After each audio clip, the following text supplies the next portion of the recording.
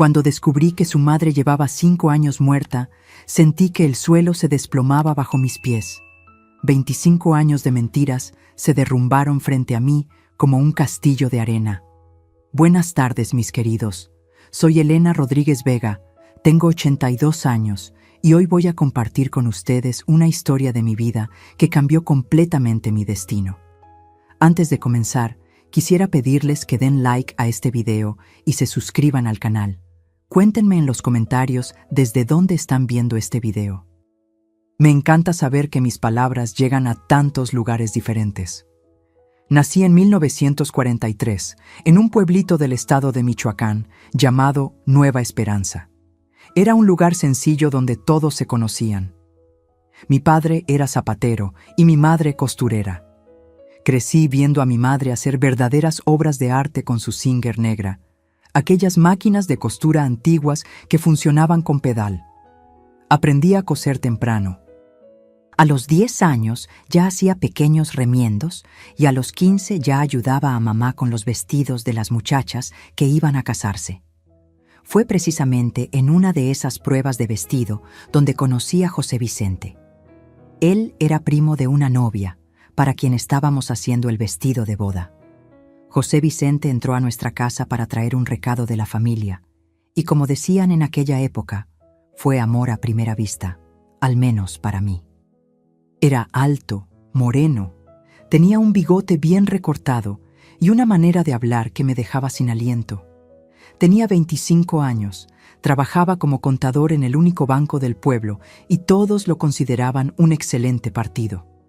Después de aquel día, José Vicente comenzó a aparecer en nuestra casa con frecuencia, siempre con un motivo diferente, pero yo sabía que era para verme. Mamá también se dio cuenta y se mantenía atenta, siempre presente en la sala mientras conversábamos. En aquella época, las muchachas de familia no se quedaban solas con un joven, por más respetuoso que pareciera. Y José Vicente parecía ser el hombre más respetuoso del mundo. Fuimos novios por 2 años. Encuentros en la plaza del pueblo los domingos después de misa, siempre acompañados por alguno de mis 4 hermanos. Visitas a mi casa, donde tomábamos café con pan de elote en la sala, bajo la mirada vigilante de mis padres. Fue un noviazgo bonito, como eran los noviazgos en aquella época, sin contacto más allá de las manos entrelazadas, sin besos, salvo algunos furtivos cuando nadie estaba mirando. En 1962, cuando cumplí 19 años, nos casamos. Fue una ceremonia sencilla en la iglesia principal de Nueva Esperanza. Mi vestido blanco fue hecho por mí y mamá. Trabajamos durante meses en aquella pieza de satén y encaje. Lo guardo hasta hoy, amarillado por el tiempo, pero todavía hermoso como el día en que lo usé. En nuestra boda, conocí a muy pocos familiares de José Vicente. Él decía que tenía una familia pequeña.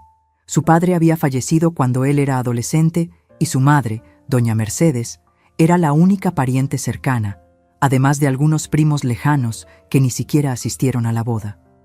Doña Mercedes estaba allí, una señora delgada, de cabellos grisáceos recogidos en un moño apretado, vestido oscuro y una mirada que parecía evaluarme todo el tiempo. No conversamos mucho. De hecho, creo que no intercambiamos más de 10 palabras ese día. «Cuida bien a mi hijo», fue lo que me dijo antes de partir poco después de la ceremonia. No se quedó ni para la pequeña fiesta que tuvimos. José Vicente explicó que a su madre no le gustaban los ambientes ruidosos y prefería la tranquilidad de su casa. Después de la boda, nos mudamos a Ciudad de México. José Vicente había conseguido una transferencia para la agencia central del banco y yo estaba entusiasmada con la idea de vivir en la capital. Alquilamos un pequeño apartamento en la colonia Roma y comencé a soñar con la vida que construiríamos juntos. Quería hijos, quería una casa propia, quería ser feliz al lado del hombre que amaba. En los primeros días, noté algo curioso. Todos los lunes, sin falta, José Vicente separaba algunas de sus ropas, principalmente camisas blancas de trabajo, las colocaba en una pequeña maleta y decía: «Voy a llevarle esto a mi madre para que las lave». Me pareció extraño. Después de todo, yo sabía lavar ropa muy bien. Mamá me había enseñado todos los secretos de un buen lavado y estaba muy orgullosa de mi habilidad para quitar cualquier mancha. ¿Por qué tu mamá necesita lavar tus camisas? Puedo hacerlo perfectamente, dije, un poco ofendida. Elena, mi madre lava mis camisas desde que comencé a trabajar en el banco. Tiene una manera especial. Usa un azulete que deja el blanco más blanco y una plancha que solo ella sabe usar. Es una tradición nuestra. No quiero lastimarla quitándole eso, explicó José Vicente con aquella sonrisa que siempre me desarmaba. Acepté, claro. ¿Quién era yo para cuestionar una tradición entre madre e hijo? Además, quería hacer todo para agradar a mi suegra, ganar su respeto y quizás su afecto con el tiempo. En los primeros meses, sugerí algunas veces visitar a doña Mercedes. Quería conocerla mejor, establecer una relación más cercana. Después de todo, era la madre del hombre que yo amaba, pero José Vicente siempre encontraba una excusa. Mi madre es muy reservada, Elena. No le gusta recibir visitas, principalmente sin avisar. Entonces vamos a avisar. Podemos programar un domingo para almorzar con ella. No le gusta cocinar para más de una persona. Siempre ha sido así desde que papá murió. Prefiere la soledad. Yo puedo cocinar. Llevo todo preparado. Elena, no estás entendiendo. Mi madre tiene sus peculiaridades. Valora mucho su privacidad. Así me crió, respetando su espacio. Si la presionamos, solo se alejará más. Y así fue, semana tras semana, mes tras mes. José Vicente llevaba sus ropas a su madre los lunes y las traía impecablemente lavadas y planchadas el martes o miércoles. Yo cuidaba de todas las demás ropas de la casa, pero las camisas blancas del banco eran territorio exclusivo de doña Mercedes. En 1964 tuvimos nuestro primer hijo, Marcos. Fue una alegría inmensa. Pensé que el nacimiento del nieto haría que doña Mercedes se acercara, pero no fue así. Ella envió un pequeño regalo, un zapatito de lana hecho a mano, pero no vino a conocer al bebé. José Vicente la visitó con fotos del niño y dijo que ella se había emocionado, pero que no se sentía bien para visitas. Se está poniendo mayor, Elena. Tiene problemas en las piernas, dificultad para moverse.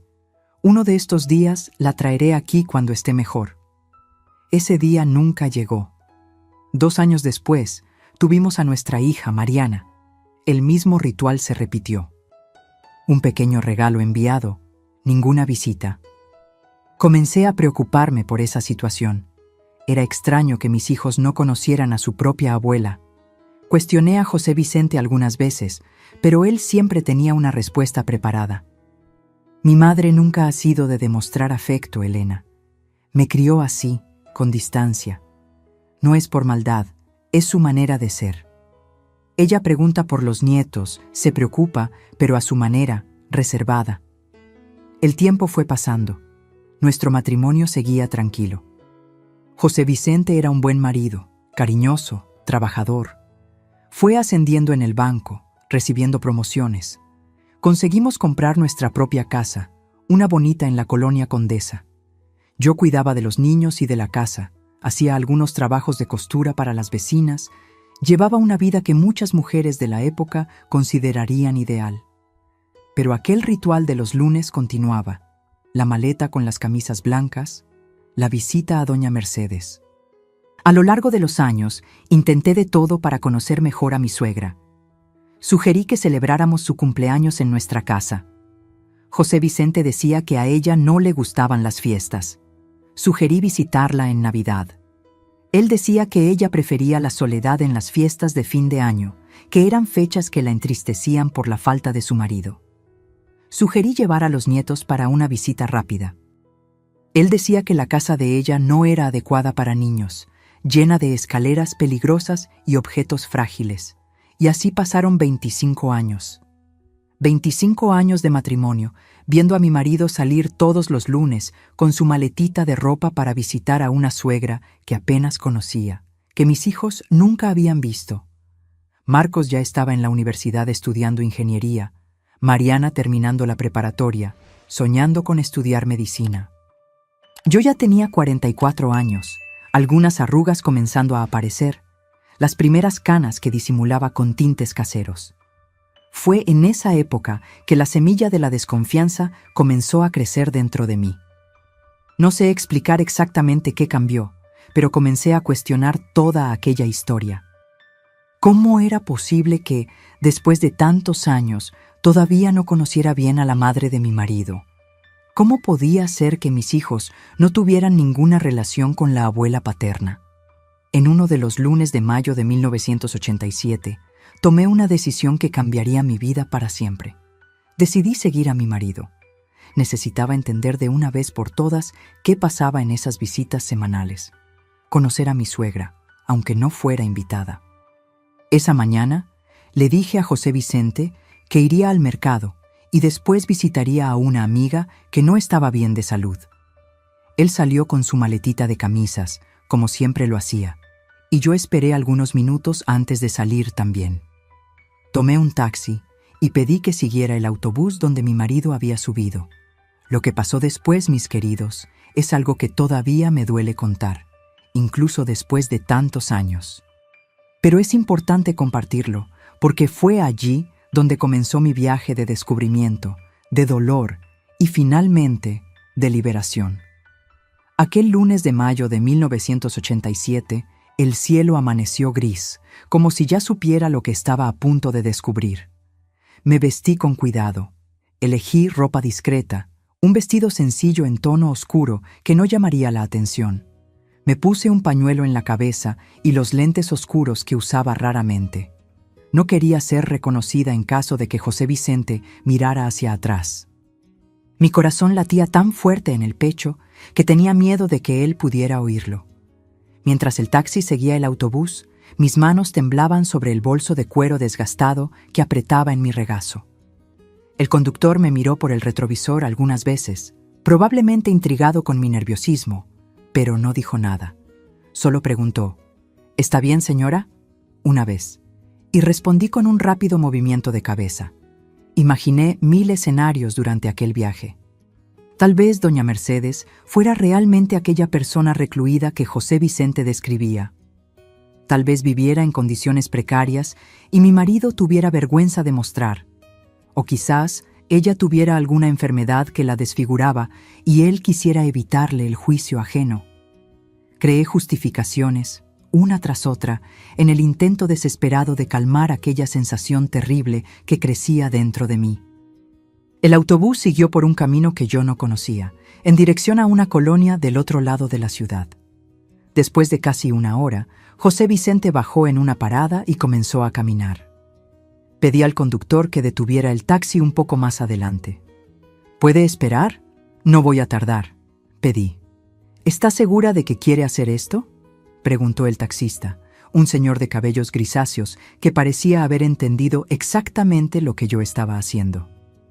A veces es mejor no saber ciertas cosas. Necesito saberlo. Respondí con una determinación que ni yo sabía que tenía. Seguí a José Vicente a una distancia segura.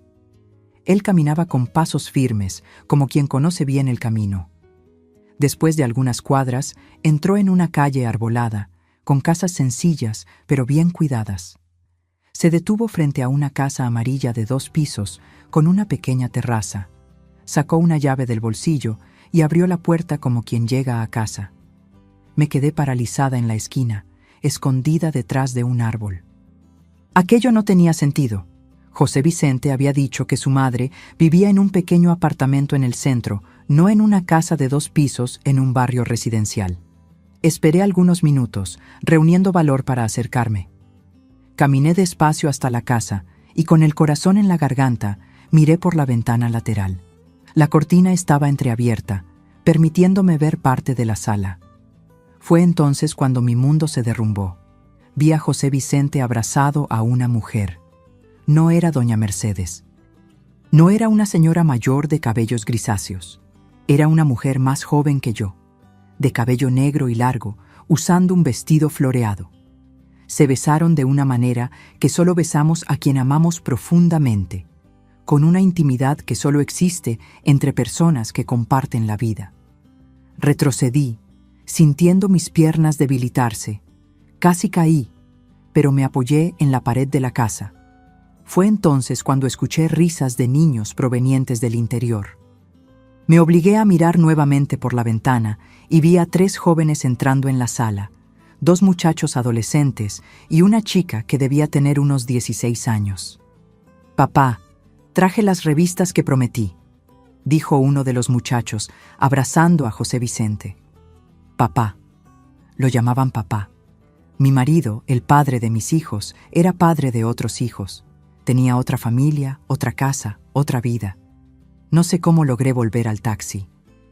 Recuerdo caminar como una sonámbula, las lágrimas nublando mi visión, el mundo girando a mi alrededor. El taxista no hizo preguntas cuando entré en el coche sollozando. Solo me ofreció un pañuelo y preguntó a dónde debía llevarme. A cualquier lugar, menos a casa, respondí sin saber qué hacer.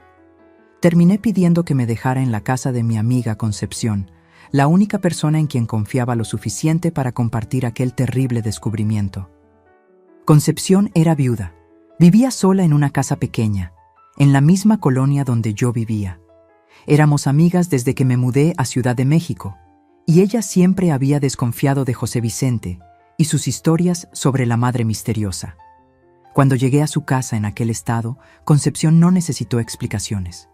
Abrió la puerta, me llevó adentro y me abrazó fuertemente mientras yo me derrumbaba en lágrimas. Entre sollozos, le conté lo que había descubierto. «Siempre pensé que había algo raro en esa historia», dijo ella, sirviéndome un vaso de agua con azúcar. ¿Un hombre que esconde a la madre de la esposa durante tantos años? Eso nunca me pareció normal. Pasé el resto del día en la casa de Concepción, tratando de entender qué haría a continuación. ¿No podía simplemente volver a casa y confrontar a José Vicente? Todavía no. Necesitaba más respuestas. Concepción sugirió que investigáramos un poco más antes de cualquier confrontación. Si mintió sobre la familia, puede haber mentido sobre la madre también, dijo ella. ¿Sabes dónde debería vivir doña Mercedes, según lo que él te contó? Sí, lo sé. José Vicente siempre mencionó que su madre vivía en un pequeño apartamento en la calle Madero, en el centro de la ciudad. Nunca la dirección exacta, pero podría buscar. Al día siguiente, con Concepción a mi lado, fui hasta la calle Madero. Era una calle comercial, con algunos edificios antiguos de apartamentos en los pisos superiores. Entramos en varios portales, preguntando por doña Mercedes. Nadie la conocía. Estábamos casi desistiendo cuando un señor que barría la acera de un pequeño restaurante nos escuchó preguntar: «¿Doña Mercedes, la madre de José Vicente del Banco?» «Ella vivía en aquel edificio de allí», dijo, señalando un edificio antiguo al otro lado de la calle. «Pero ya hace unos 5 años que murió, pobrecita. Un derrame fulminante se la llevó. 5 años. Doña Mercedes estaba muerta hacía 5 años. Y durante todo ese tiempo, José Vicente siguió saliendo con su maletita de ropa todos los lunes, diciendo que iba a visitarla. Quise derrumbarme allí mismo, en medio de la calle. La mentira era aún mayor de lo que imaginaba. No era solo otra familia. Era una vida entera construida sobre mentiras. Concepción me sujetó del brazo, dándome fuerzas para continuar. ¿La conocía?, pregunté al señor, intentando controlar mi voz. «Ah, sí. Venía a almorzar aquí casi todos los días. Era una buena cliente, siempre educada.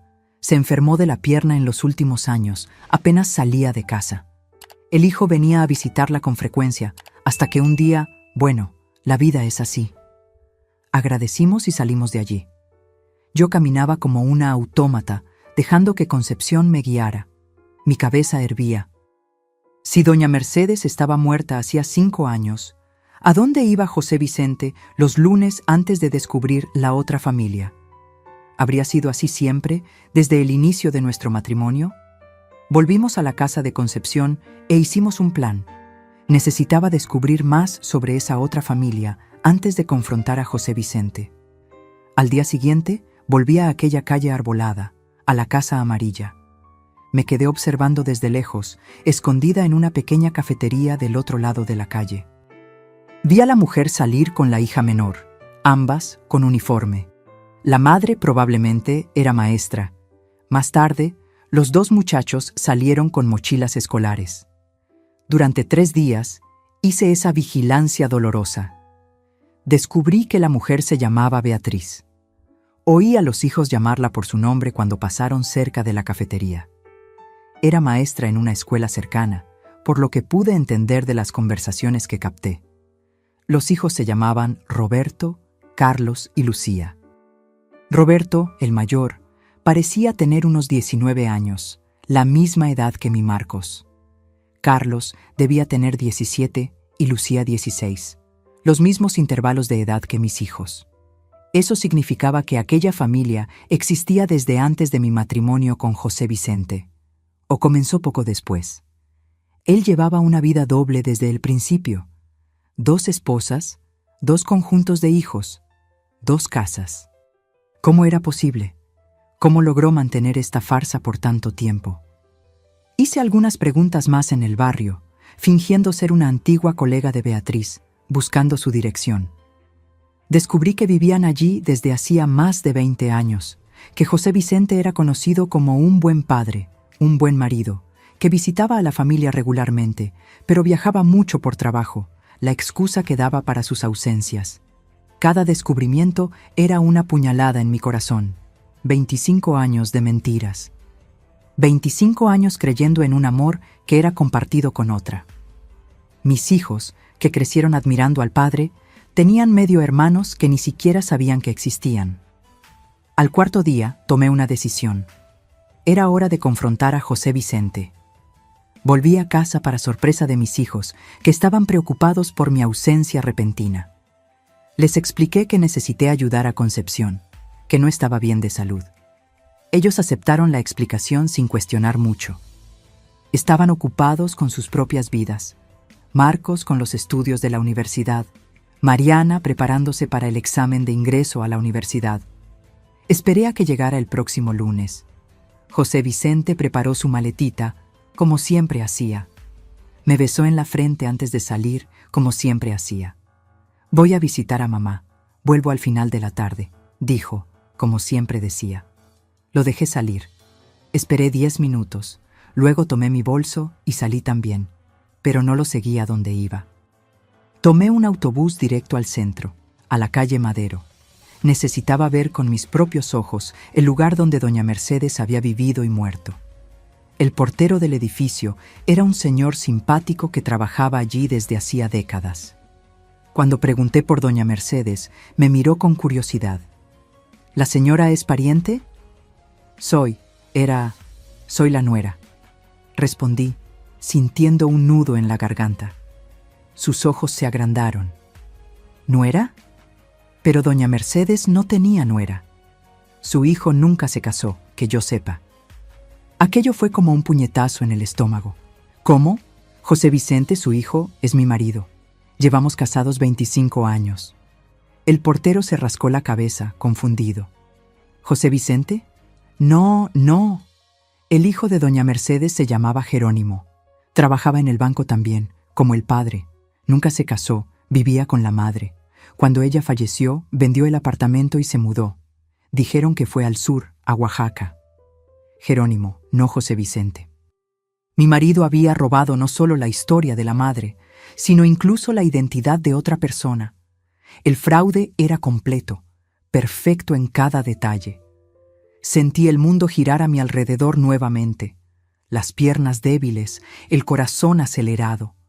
El portero, viendo mi estado, me llevó hasta un banco en la portería y me trajo un vaso de agua.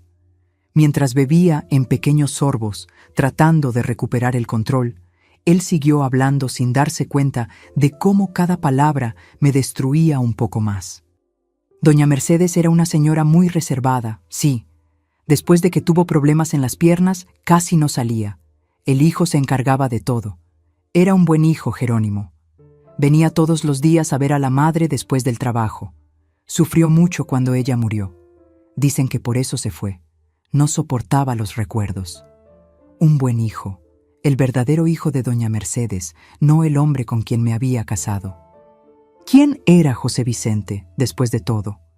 ¿Quién era el hombre que dormía a mi lado desde hacía 25 años? ¿El padre de mis hijos? ¿El hombre que yo amaba? Agradecí al portero y salí tambaleándome de allí, con más preguntas que respuestas. Me senté en una banca de la plaza más cercana, mirando al cielo que comenzaba a oscurecer, sintiendo que mi vida entera había sido una mentira. Aquella noche esperé a que José Vicente llegara a casa. Volvió a la hora de siempre, con la maletita de ropas impecablemente lavadas y planchadas. Ropas que ahora yo sabía que habían sido cuidadas por Beatriz, no por una madre muerta hacía 5 años. Mis hijos no estaban. Marcos en un grupo de estudio en la universidad, Mariana en casa de una amiga. Estábamos solos, José Vicente y yo, en el silencio opresivo de la sala de estar, donde compartimos tantos momentos que yo creía que eran verdaderos. Lo miré, a aquel rostro familiar que de repente parecía el de un extraño. Y finalmente pregunté, ¿quién eres, José Vicente? ¿Quién eres realmente? Cuando hice aquella pregunta, vi algo que jamás había visto en el rostro de José Vicente. Pánico puro. Sus ojos se agrandaron, la boca se abrió y cerró varias veces sin emitir sonido, como un pez fuera del agua. El color abandonó su rostro, dejándolo pálido como la cera. Él sabía que yo sabía. Ya no había cómo esconder. ¿Qué estás diciendo, Elena? Intentó sonreír, pero su rostro solo consiguió producir una mueca. Sus ojos recorrían la sala, evitando encontrarse con los míos. Mantuve mi voz calma, aunque por dentro estaba destrozada. Tu madre, doña Mercedes, murió hace 5 años. El hijo se llamaba Jerónimo, no José Vicente. Y tú tienes otra familia, en una casa amarilla, con una mujer llamada Beatriz y 3 hijos. Él se derrumbó en el sofá como si sus piernas se hubieran vuelto agua. Cubrió su rostro con las manos, los hombros temblando. Pensé que estaba llorando, pero cuando retiró las manos, su rostro estaba seco, solo asustado, derrotado. ¿Cómo lo descubriste? Fue todo lo que consiguió decir. Aquella pregunta me enfureció más que cualquier otra cosa. No lo siento, o puedo explicarlo, o incluso no es lo que piensas. Solo, ¿cómo lo descubriste? Como si el problema fuera que yo había descubierto la mentira, no que él la hubiera vivido durante 25 años. Te seguí el lunes pasado. Te vi con ellos. Después fui al edificio donde supuestamente vivía tu madre. Hablé con personas que conocieron a la verdadera doña Mercedes y a su hijo Jerónimo. José Vicente se quedó en silencio por un largo tiempo. La sala estaba oscura ahora. Ninguno de nosotros había encendido las luces cuando anocheció. Sentados en la penumbra, 2 extraños que compartieron una cama durante un cuarto de siglo. No entenderías, finalmente dijo. Su voz casi un susurro. Intenta hacerme entender cómo pudiste mentirme todos estos años. Cómo pudiste tener 2 familias, 2 conjuntos de hijos. Cómo pudiste inventar una madre que no era tuya, usar el nombre de un hombre que ni siquiera conocías. Mi voz era firme, más firme de lo que me sentía por dentro. Y así comenzó la confesión.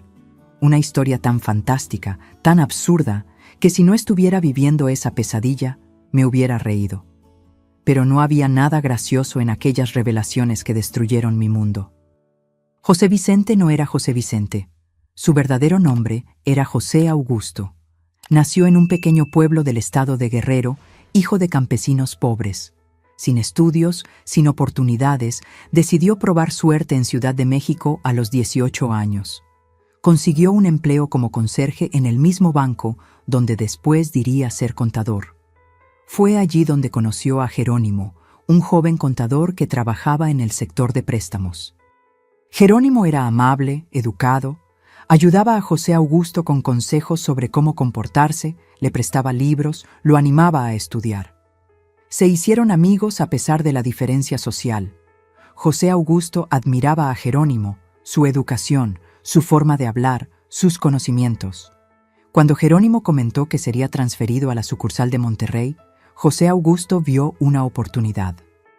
No la oportunidad que yo imaginaría, de despedirse de un amigo y desearle buena suerte, sino la oportunidad de robar su identidad, de convertirse en alguien que nunca fue. Jerónimo era reservado. Pocos en el banco lo conocían bien. Cuando partió, José Augusto comenzó a presentarse como José Vicente, un nombre que le parecía más sofisticado que el suyo propio. Falsificó documentos, inventó un diploma y gradualmente fue construyendo una nueva identidad.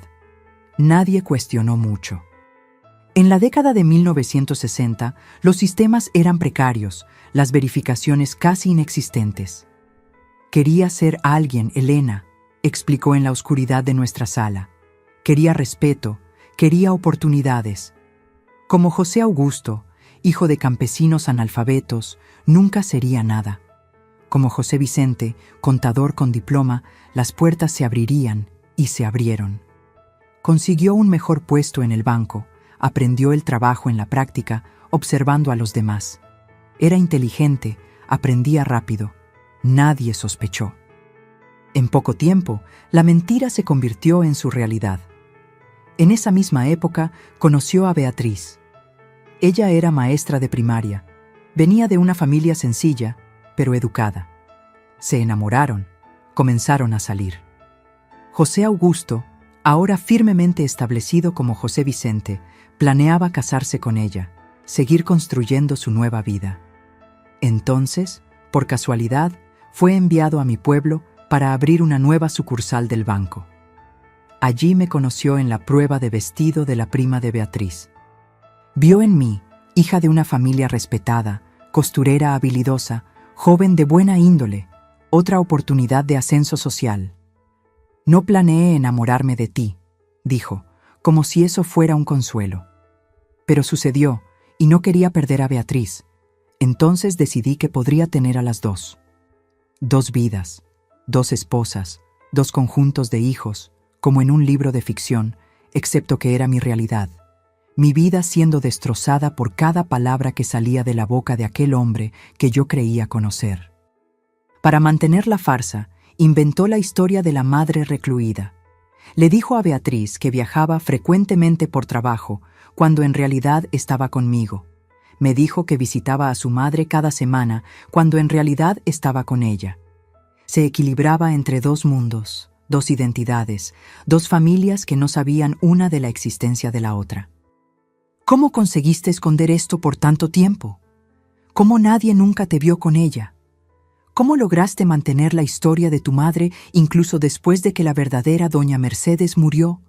Preguntaba yo, tratando de entender la magnitud de aquel fraude.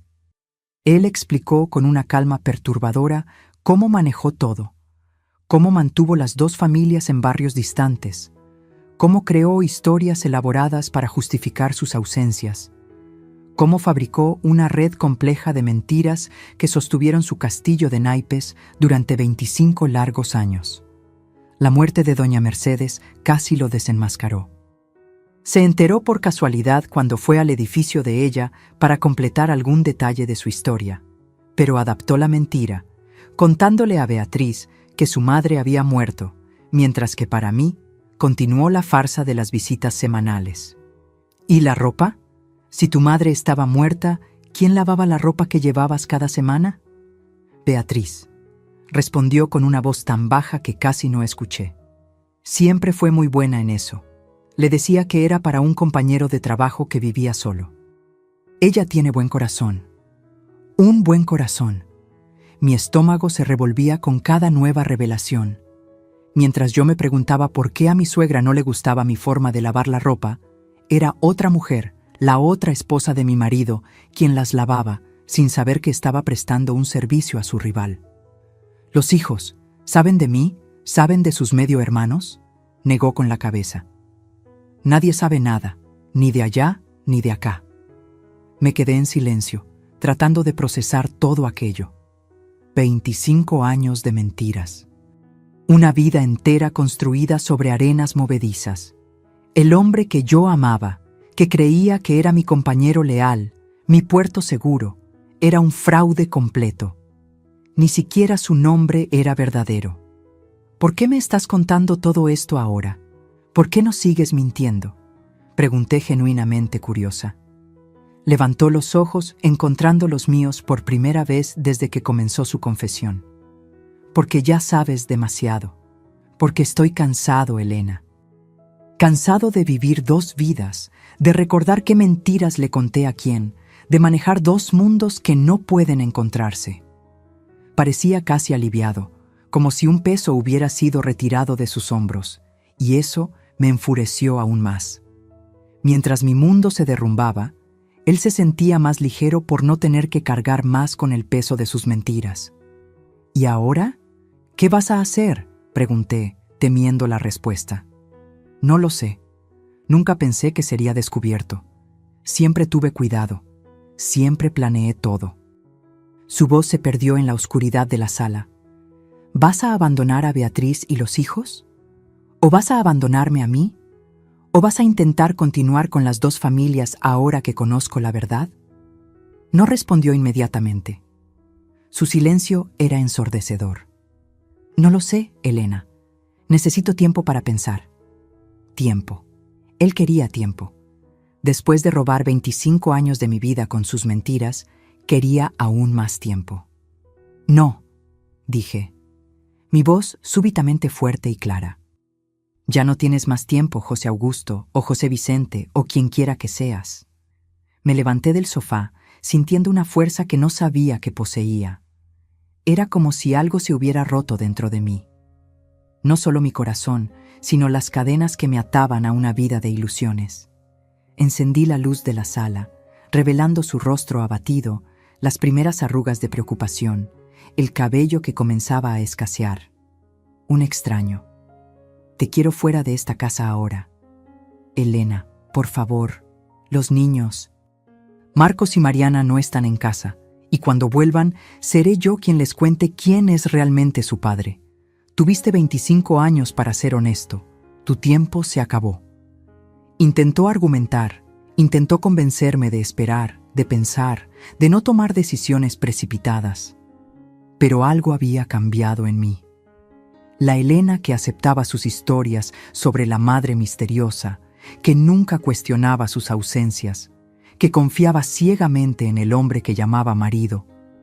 Esa Elena había muerto en aquella sala oscura. Sal ahora. Lleva solo lo que puedas cargar. Mañana, cuando los niños estén en la escuela, puedes volver a buscar el resto de tus cosas. Pero no te quiero durmiendo bajo este techo, ni una noche más. No hubo gritos, no hubo violencia, solo una resolución fría que nos sorprendió a ambos. Él me miró como si viera a una extraña, y era eso en lo que me había convertido. Una mujer que él no reconocía porque nunca me había conocido realmente. José Vicente, o José Augusto, el hombre sin nombre verdadero, tomó algunas pertenencias y salió por la puerta principal, sin mirar atrás. No sé a dónde fue esa noche, tal vez a la casa amarilla de Beatriz o a algún hotel para intentar planear su próximo movimiento. No me importaba. Cuando la puerta se cerró tras él, caí de rodillas en el suelo de la sala, finalmente permitiendo que las lágrimas vinieran. Lloré como nunca había llorado en mi vida. Lloré por la joven Elena de 19 años, que se casó llena de sueños. Lloré por mis hijos, que crecieron con un padre que era un espejismo. Lloré por los años perdidos, por los sacrificios hechos, por el amor dado a alguien que no existía.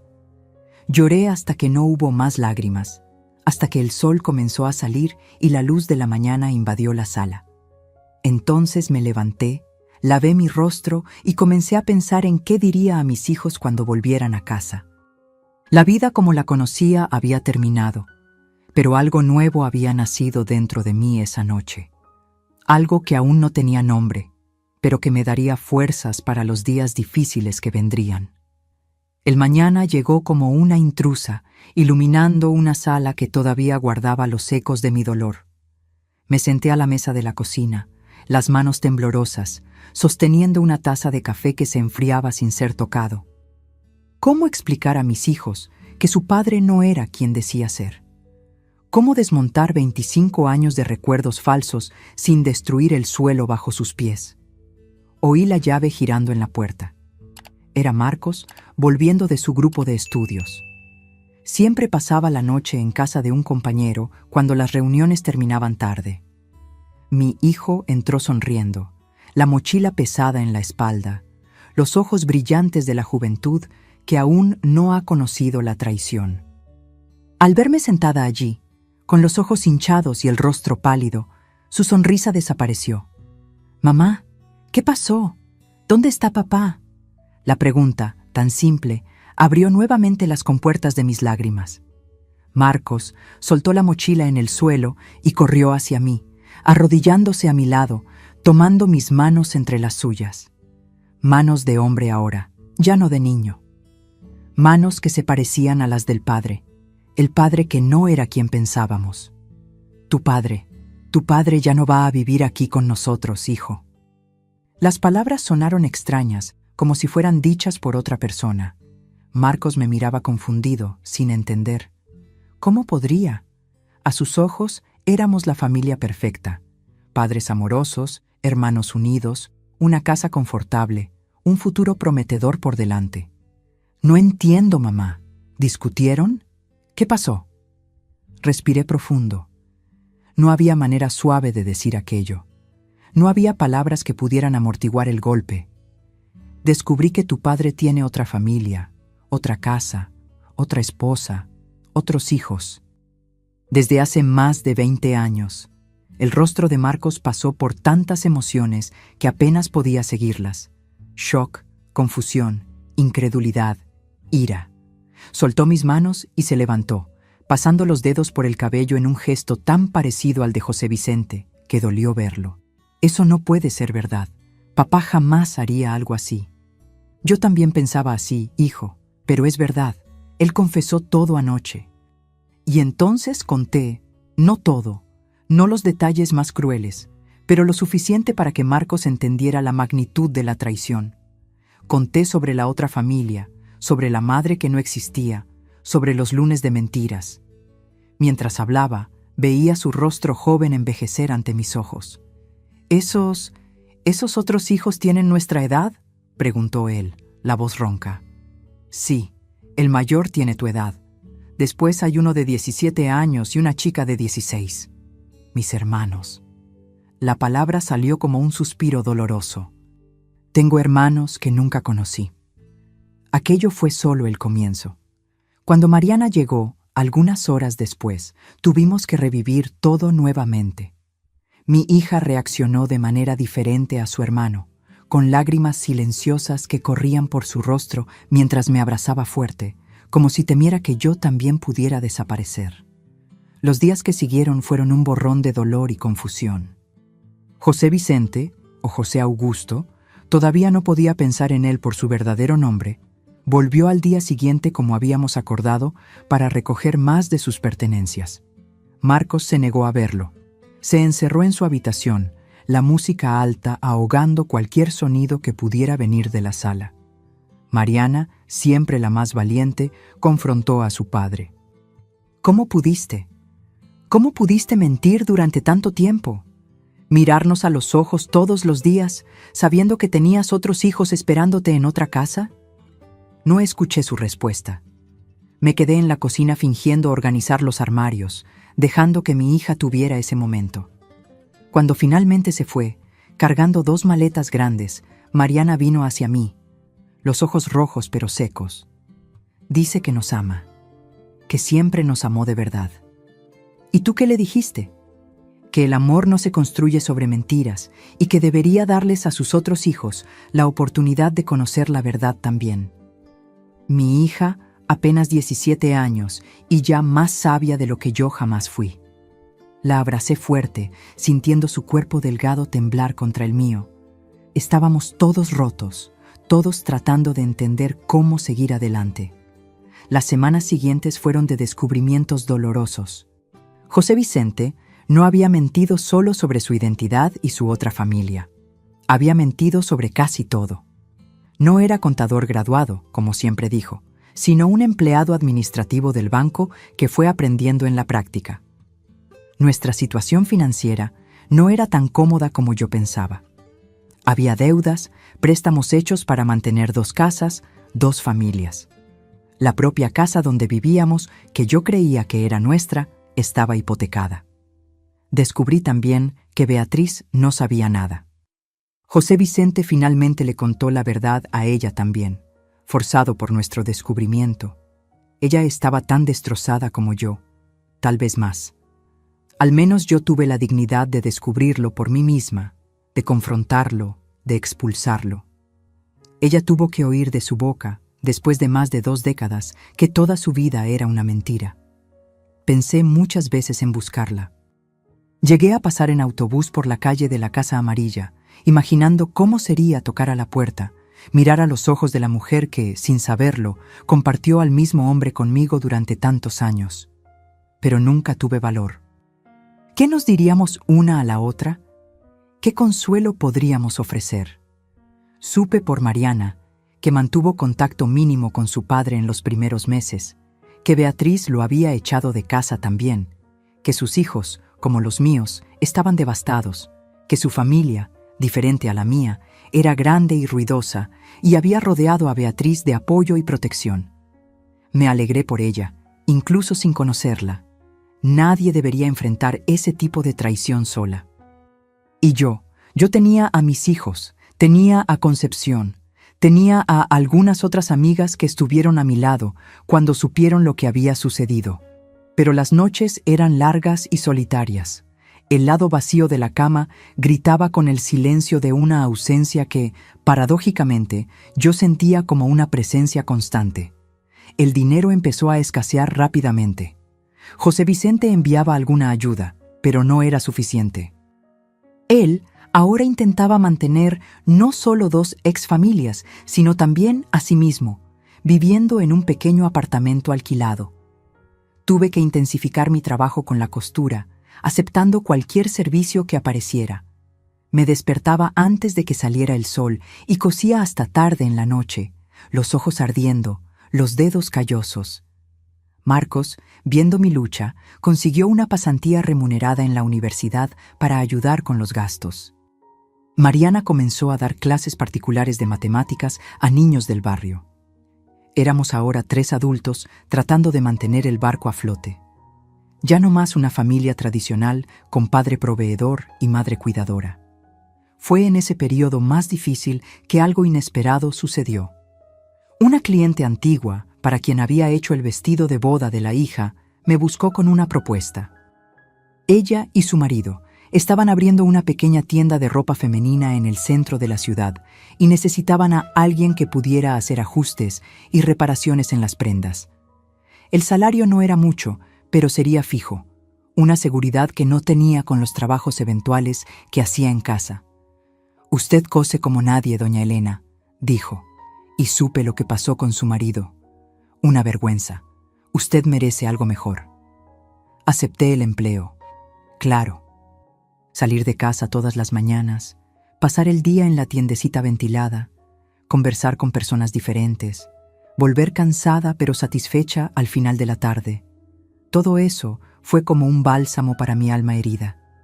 Continué haciendo algunos trabajos en casa en las horas libres, pero ahora tenía una rutina, un propósito, algo que me distraía de los pensamientos sombríos que me asaltaban en las horas de soledad.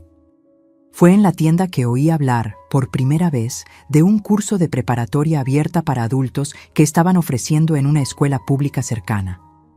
Yo solo había completado lo que llamábamos secundaria, equivalente a educación básica.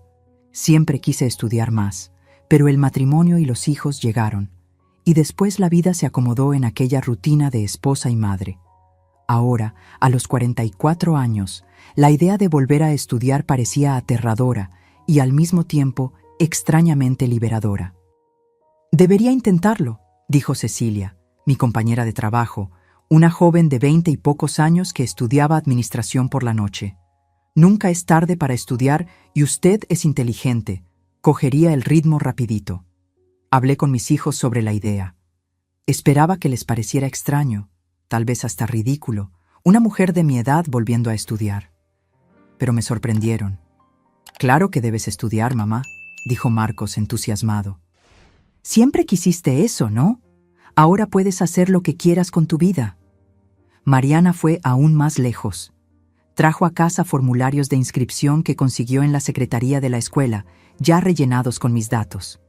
Solo falta tu firma, mamá. Las clases comienzan la semana que viene. Y así, en un gesto que mezclaba valor y desesperación, me matriculé en el curso de preparatoria abierta.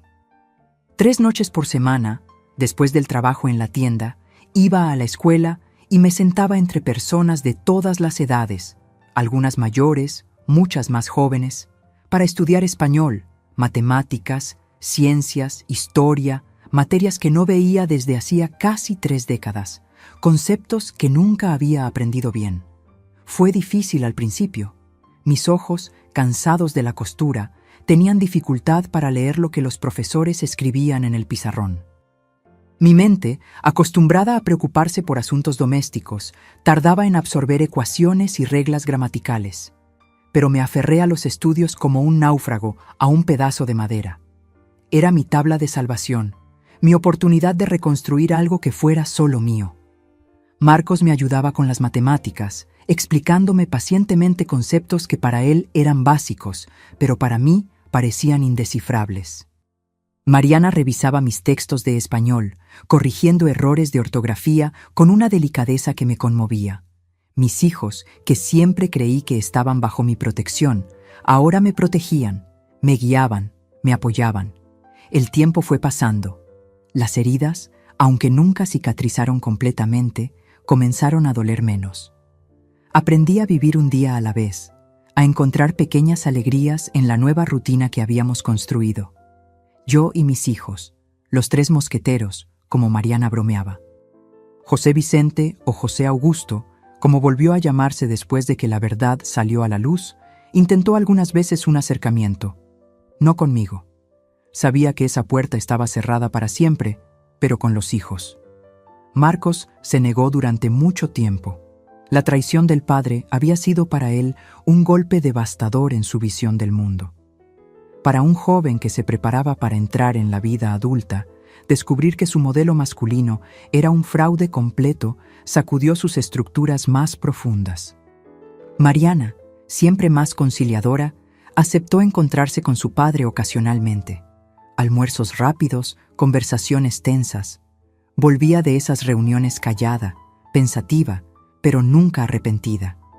«Sigue siendo nuestro padre», decía cuando yo preguntaba si todo estaba bien. No puedo borrar 20 años de recuerdos, incluso sabiendo que fueron construidos sobre mentiras. Y en cuanto a la otra familia, los otros hijos, Roberto, Carlos y Lucía, los mediohermanos que mis hijos nunca habían conocido, esa era una herida que seguía abierta, una pregunta sin respuesta que flotaba sobre nosotros en momentos inesperados. ¿Debían buscarlos? ¿Intentar construir algún tipo de relación? ¿O era mejor dejar esa puerta cerrada, esa parte de la historia sin contar? No tenía respuestas. Nadie las tenía. Todos estábamos improvisando, tratando de encontrar un camino en un mapa que había sido rasgado y remendado, con partes importantes aún faltando. Lo que sabía, con certeza creciente cada día que pasaba, era que la vida continuaba y que yo, Elena Rodríguez Vega, a los 44 años, apenas comenzaba a descubrir quién era realmente, sin las sombras de un matrimonio basado en mentiras para obscurecer mi visión. Era doloroso, era aterrador, pero también era, de una manera que jamás podría haber imaginado, liberador. Al final de aquel año, completé la preparatoria abierta con notas sorprendentemente buenas. Mis hijos organizaron una pequeña fiesta de graduación en casa con pastel y champaña. Concepción vino junto con algunas colegas de la tienda y 2 o 3 profesores que se habían convertido en amigos durante el curso. Era una reunión modesta, nada comparada con las grandes fiestas de graduación tradicionales, pero para mí significó el mundo. Cuando todos ya se habían ido y solo quedábamos nosotros 3, yo, Marcos y Mariana, en la sala decorada con globos improvisados, mi hija me entregó un pequeño paquete. «Es un regalo de graduación, mamá, de parte de los 2». Abrí el paquete con cuidado. Dentro había un formulario de inscripción para el examen de ingreso a la Universidad Nacional. Miré a mis hijos sin entender. «Es para ti, mamá», explicó Marcos. «Para la carrera de pedagogía. Siempre dijiste que querías ser maestra cuando eras joven, ¿no? Nunca es tarde para realizar sueños». Miré el formulario, los rostros sonrientes de mis hijos, la sala sencilla pero acogedora de nuestra casa, la casa que casi perdí, la vida que casi se derrumbó, los sueños que fueron enterrados durante tantos años bajo el peso de un matrimonio falso. «No sé si puedo», susurré, las lágrimas empañando mi visión. «Tengo 45 años. La universidad es para jóvenes como ustedes». «Tú me enseñaste que nunca debemos renunciar a nuestros sueños», dijo Mariana sosteniendo mi mano. «Ahora es hora de seguir tu propio consejo». Y así, temblando de miedo, pero también de esperanza, rellené aquel formulario. Era el primer paso de un viaje que ni siquiera sabía que estaba a punto de comenzar. Un viaje que me llevaría mucho más allá del dolor de la traición, a un lugar de fuerza y propósito que jamás imaginé encontrar. Cuando pisé el campus de la Universidad Nacional por primera vez, me sentí como una intrusa. A los 45 años, cargando cuadernos nuevos en un bolso gastado por el uso, yo era décadas mayor que la mayoría de los estudiantes que circulaban por los pasillos. Jóvenes con sus mochilas coloridas, risas altas y una confianza que yo había perdido hacía mucho tiempo. Quise dar media vuelta y huir, volver al confort relativo de mi rutina de trabajo en la tienda y costura en las horas libres. Pero pensé en mis hijos que habían creído en mí más que yo misma. Pensé en la colegiatura del curso, sacrificio enorme para nuestra situación financiera ajustada, incluso con la beca parcial que conseguí. Y di el siguiente paso, y luego otro, hasta encontrar el aula donde tendría mi primera clase de pedagogía. Me senté en la última fila, tratando de pasar desapercibida. Imposible, claro. En un grupo de 50 estudiantes, yo era la única con cabellos empezando a encanecer, con líneas de expresión marcando el rostro. Las miradas curiosas me seguían, algunas discretas, otras no tanto. Mantuve la cabeza erguida, fingiendo una seguridad que no sentía. La profesora entró. Doctora Elena, especialista en fundamentos de la educación. Parecía tener unos 60 años, cabello completamente blanco, recogido en un moño sencillo, gafas de montura roja que contrastaban con su rostro serio.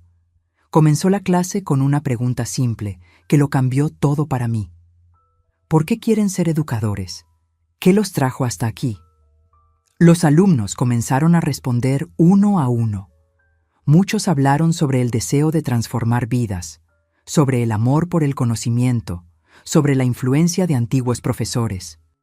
Respuestas bonitas, idealistas, propias de la juventud que todavía no ha enfrentado las durezas de la vida. Cuando llegó mi turno, dudé. ¿Qué decir? ¿Que estaba allí porque mi matrimonio de 25 años había sido una mentira? ¿Que necesitaba reconstruir mi vida después de descubrir que mi marido tenía otra familia? ¿Que quería probar a mí misma que aún podía soñar, incluso después de todo? Estoy aquí, dije finalmente, porque creo que nunca es tarde para empezar de nuevo, para transformar el dolor en propósito. Y porque después de criar a mis 2 hijos, quiero ayudar a otros niños a encontrar su camino, incluso cuando el mundo parece derrumbarse a su alrededor. La profesora Elena me miró por un largo momento, sus ojos penetrantes detrás de las gafas rojas. Luego sonrió, como si hubiera encontrado algo que buscaba. «Eso», dijo ella, «es exactamente lo que hace un verdadero educador». Aquel momento tan simple fue como una bendición, una confirmación de que estaba en el lugar correcto, en el momento correcto, a pesar de todas las circunstancias que me llevaron hasta allí. Los primeros meses en la facultad fueron los más difíciles. Adaptarme al ritmo de los estudios, a las nuevas tecnologías, las computadoras eran un misterio para mí, al lenguaje académico tan diferente de mi español cotidiano. Muchas noches lloré en silencio después de que Marcos y Mariana ya se habían acostado, sintiéndome inadecuada, tonta por creer que podría competir con jóvenes de 18, 19 años, cuyas mentes todavía eran esponjas ávidas de conocimiento. Pero algo curioso comenzó a suceder. Mi experiencia de vida, que yo pensaba que era una desventaja, se reveló una fuente inesperada de sabiduría. En las discusiones sobre desarrollo infantil, yo tenía ejemplos reales de mis propios hijos. En las clases sobre dinámica familiar, mi historia personal, que eventualmente compartí con algunos colegas más cercanos, ofrecía perspectivas que ningún libro podría dar. Los profesores lo notaron. Algunos comenzaron a valorar mis contribuciones, a pedir mi opinión, a usar mis ejemplos para ilustrar conceptos teóricos. Los compañeros, inicialmente distantes, comenzaron a acercarse, primero por curiosidad, después por genuino interés y finalmente por respeto. Se formó un pequeño grupo de estudio a mi alrededor. Yo ayudaba a los más jóvenes con ejemplos prácticos.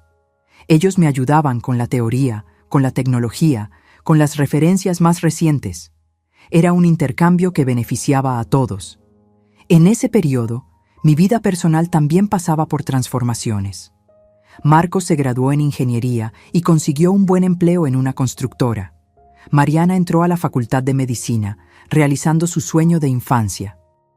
Nuestra situación financiera mejoró gradualmente. No éramos ricos, jamás lo seríamos. Pero ya no pasábamos las aflicciones de los primeros meses después de la separación. José Augusto, nunca más conseguí llamarlo José Vicente. El nombre era parte de la mentira. Seguía presente en la vida de los hijos de forma limitada. Con el tiempo, Marcos suavizó su postura y aceptó encontrarse con su padre ocasionalmente. Las heridas no cicatrizaron completamente, pero el odio inicial dio lugar a una aceptación melancólica. «Es imperfecto, mamá», me dijo Marcos cierta vez, «pero sigue siendo mi padre y está tratando de arreglar lo que puede, aún sabiendo que algunas cosas jamás serán como antes». En cuanto a mí, mantenía distancia. No había odio. Me sorprendió descubrir cómo el tiempo diluyó esa emoción tan corrosiva, pero tampoco había perdón. Solo una comprensión silenciosa de que algunas rupturas son irreparables, algunos caminos son de una sola vía.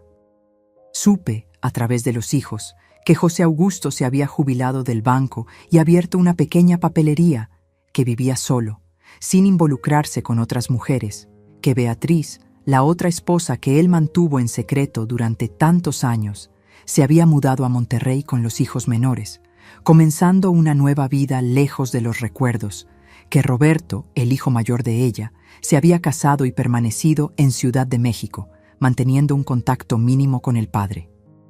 Eran informaciones que yo absorbía sin comentar, piezas de un rompecabezas que ya no era mío, pero que de alguna forma todavía componían el escenario de mi vida.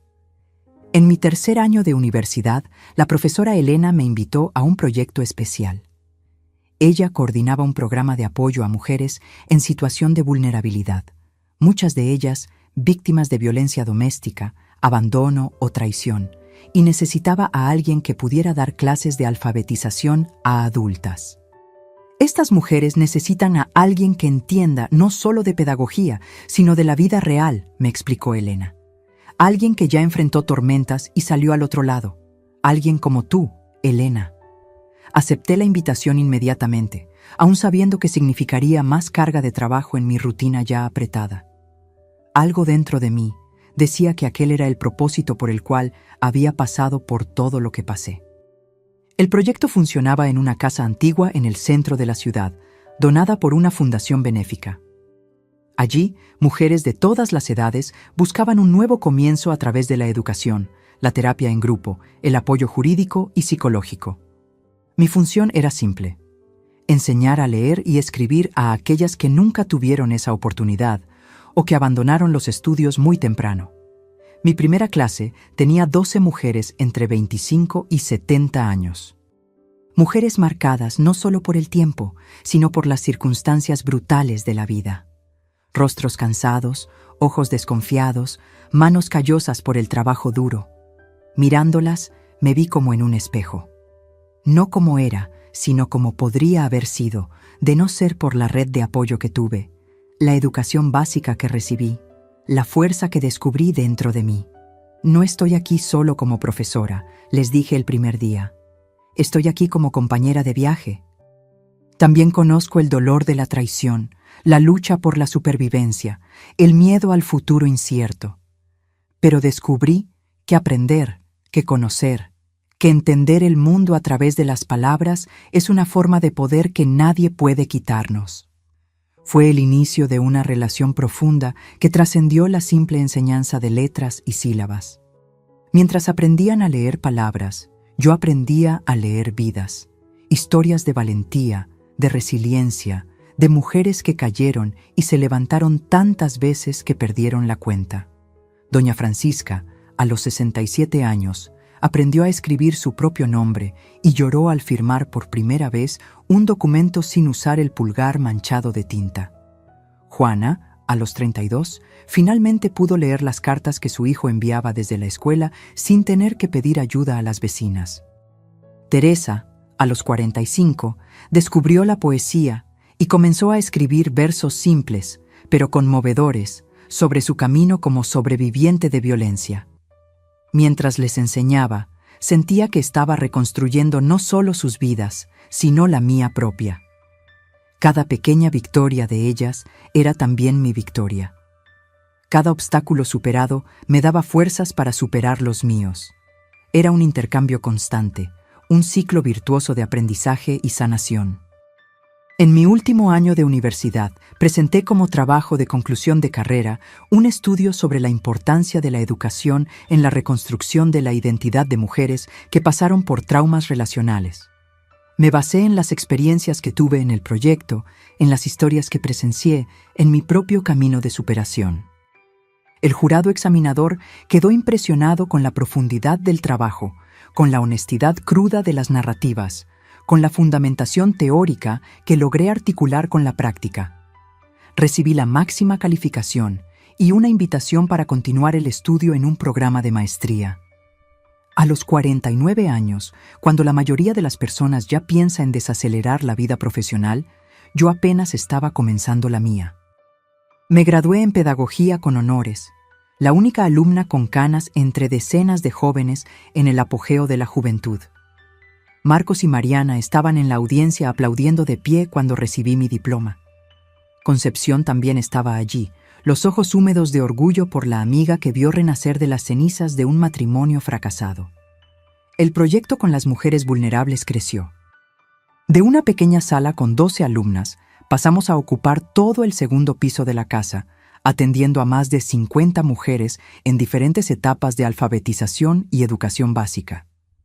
Elena me invitó a ser coordinadora pedagógica, función que acepté con humildad y determinación. Creamos también un grupo de apoyo específico para mujeres que, como yo, habían descubierto infidelidades prolongadas o vidas dobles de sus parejas. Era un tipo muy específico de trauma que combinaba el dolor de la traición con el cuestionamiento profundo de la propia realidad. Si él mintió sobre esto, ¿sobre qué más mintió? ¿Qué más no sé? ¿Qué en mi vida es real y qué es fabricación? En ese grupo compartíamos nuestras historias, nuestras estrategias de supervivencia, nuestras pequeñas victorias diarias. No éramos solo víctimas pasivas, éramos sobrevivientes activas, reconstruyendo nuestras vidas ladrillo a ladrillo, palabra a palabra, sueño a sueño. Fue en ese periodo que recibí una llamada inesperada.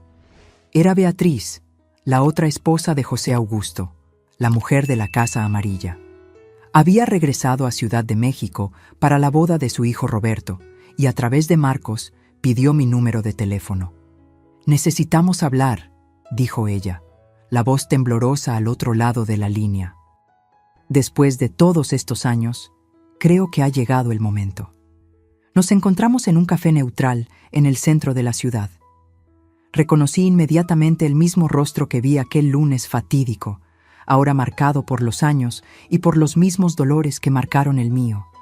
Nos sentamos frente a frente, dos mujeres maduras que compartieron sin saberlo al mismo hombre durante más de 2 décadas.